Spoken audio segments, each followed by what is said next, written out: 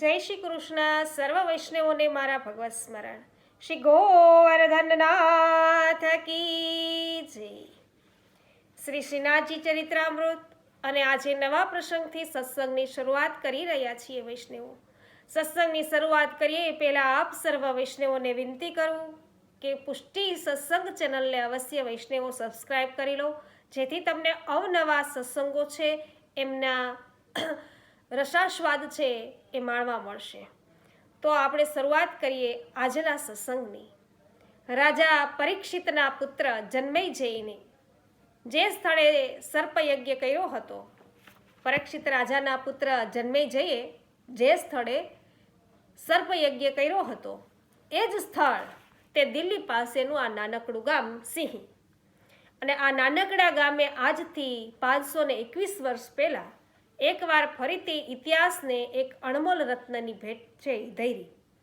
સિંહી ગામમાં વસતા એક સારસ્વત બ્રાહ્મણ, અને એ બ્રાહ્મણના ઘરે વિક્રમ સંવત 1535ના વૈશાખા મહિનાની સુદ પાંચમના રોજ, એટલે કે શ્રી મહાપ્રભુજીના પ્રાગટ્ય પછી બરાબર 9મે દિવસે ચોથા પુત્રનો એમને ત્યાં જન્મ થયો.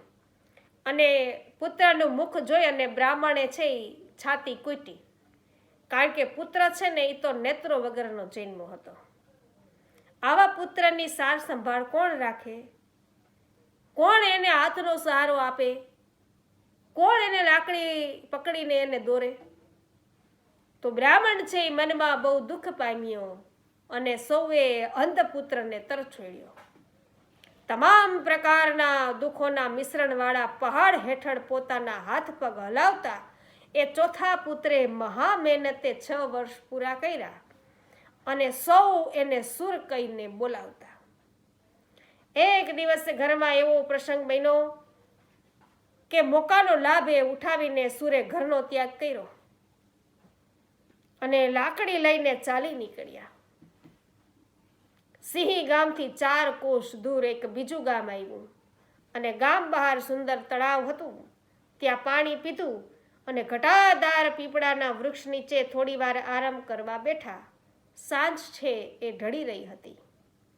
એટલામાં એ ગામનો એક શ્રીમંત જમીનદાર બ્રાહ્મણ પોતાના નોકરો સાથે ત્યાં આવી ચડ્યો.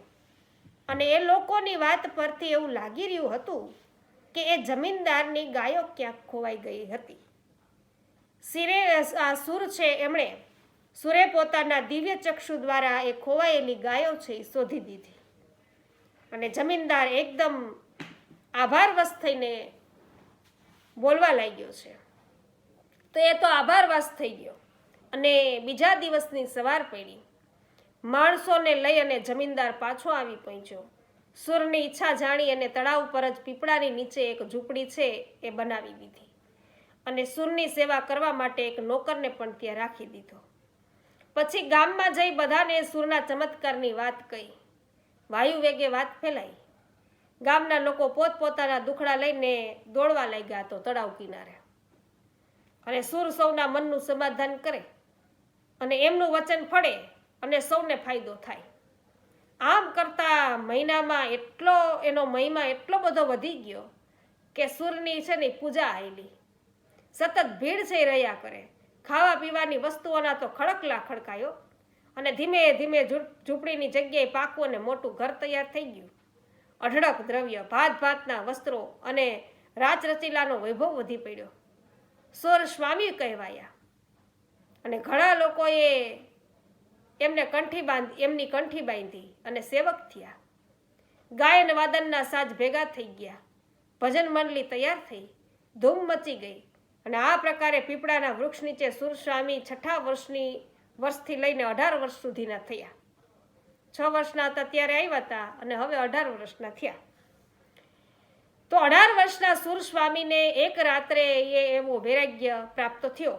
એમને વિચાર આવ્યો કે હું તો ભગવાનને મળવા ઘર છોડી નીકળી ગયો હતો અને અહીંયા આવીને તો આ માયામાં ફસાઈ ગયો. પ્રભુનો યશ વધારવાના બદલે મેં તો મારો યશ વધાર્યો. તો હવે આ સ્થળે રહેવું ઉચિત નથી. સવાર પડે એટલે અહીંથી નીકળી જાઉં. એટલે બીજે દિવસે સવારે એક સેવકને મોકલી પોતાના માતા પિતાને બોલાવી મંગાવ્યા અને ઘર, દ્રવ્ય, વૈભવ વગેરે સગડું કહી એમને સોંપી અને પોતે તો પહેરે પહેરેલે વસ્ત્રે બહાર નીકળી ગયા અને થોડા નિર્મોહી સેવકો પણ એમની સાથે ચાલી નીકળ્યા. ચાલતા ચાલતા સૌ મથુરા પહોંચ્યા. વિશ્રામ ઘાટ પર મુકામ કર્યો, પરંતુ સુરસ્વામીને આ સ્થળે રહેવા માટે યોગ્ય ન લાગ્યું અને વસ્તીની વચ્ચે રહીને તો ફરી પાછી કે એ જ બલા ગળે વળગશે તો ચોબાવાનું મહાત્મ્ય ઘટશે અને પ્રભુના યશના બદલે પોતાનો જ યશ છે એ વધશે. એમ સમજીને ત્યાંથી એને આગેકૂચ કરી અને મથુરા તથા આગ્રાની વચ્ચોવચ્ચ રૂનકતા ગામ છે એની પાસે ગૌઘાટ પર આવીને વસ્યા. તો યમુનાજીનો સુંદર કિનારો, ઘટાટોપ વનરાજી, વસ્તીથી દૂર અને સુરસ્વામીને આ સ્થળ બહુ ગમી ગયું અને સેવકોએ ત્યાં ઝૂંપડીઓ તૈયાર કરી લીધી. પરંતુ કોઈ પણ પ્રકારની અધિક સુંદરતા બંધનો અને અનર્થો જ છે એ ખડા કરતી હોય છે. તો સુરસ્વામીના સુંદર કંઠે મોહક વાક ચાતુરીએ અને સુકન અપસુકનના જ્ઞાને અહીં પણ માયાને નોતરી. દૂર દૂરથી લોકો અહીં આવવા લાગ્યા. કોઈને ગાન વિદ્યા શીખવી હતી, તો કોઈને ભવિષ્ય જ્ઞાતા બનવું હતું, તો કોઈને દુઃખના ડુંગર હટાવવા હતા, તો કોઈને પ્રભુને મેળવવા હતા. તે જંગલમાં મંગલ ખડું થઈ ગયું અને લોકોને મને ગૌઘાટ પણ એક યાત્રાનું સ્થાન બની ગયું. તો અહીં પણ ઘણા લોકો સુરસ્વામીના સેવક થયા. જગતમાં સુરસ્વામીની પ્રસિદ્ધિનો ડંકો વાગી ગયો. સુરસ્વામીના મનમાં અજંપો વધી ગયો. પ્રભુની આ કપટી માયા કેમ મારો પીછો છોડતી નથી? હવે સ્થળ બદલવાથી કોઈ ફાયદો નથી એ નક્કી થઈ ગયું છે. તો ગામ હોય કે જંગલ, લોકો વીંટળાયેલા જ રહે છે. હવે તો પ્રભુ પોતે આવીને મને આ માયાથી બચાવીને શરણે લે તો હારું. તે એક દિવસ સાચે જેવો ઉગ્યો વૈષ્ણવો કે જ્યારે સુરસ્વામીની ઈચ્છા છે એ પૂરી થઈ ગઈ.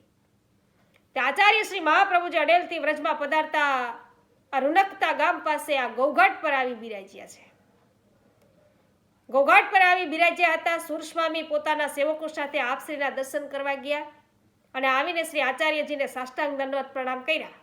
ત્યારે શ્રી મહાપ્રભુજીએ કીધું કે સુર કંઈક ભગવદ યશ વર્ણન કરો. એટલે સુરસ્વામીએ બહુ ભાવપૂર્વક દીનતાના બે પદ ગાયા. હો હરિ સબ પતિ નકો નાયક અને પ્રભુ હો સબ પતિ તનકો ટીકો. આ સાંભળીને શ્રી મહાપ્રભુજીએ ફરીથી આજ્ઞા કરી કે સુરને આવા રઘવાટ ના સોંપે કંઈક ભગવત લીલા ગાવ. મહારાજ, હું તો ભગવત લીલામાં કાંઈ સમજતો નથી, આપ કૃપા કરીને સમજાવો. ઠીક છે, જાઓ શ્રી યમુનાજીમાં સ્નાન કરી આવો, પછી અમે તમને ભગવત લીલા સમજાવીશું. તે સુરસ્વામી પાસેથી આજે પેલી માયાને વિદાય લેવાની ક્ષણ છે એ આવી પહોંચી હતી. કારણ કે જ્યાં શ્રી મહાપ્રભુજી હોય ત્યાં માયા ટકવાની નથી. તો શ્રી મહાપ્રભુજીએ સુરસ્વામીને નામ નિવેદન કરી અને સમર્પણ કરાવ્યું અને દાસ બનાવ્યા.